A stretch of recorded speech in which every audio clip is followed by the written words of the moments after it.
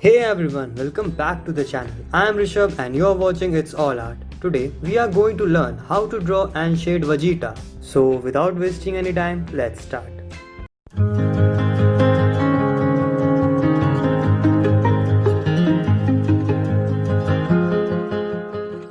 We are going to use measuring and marking method, and for better understanding of this method, the sketching part is already done. So use the ruler for measuring and a black pen for marking. This method will help the beginners to understand the distance and gap between every part of your drawing much better. And use the reference image for your drawing. The link is in description box.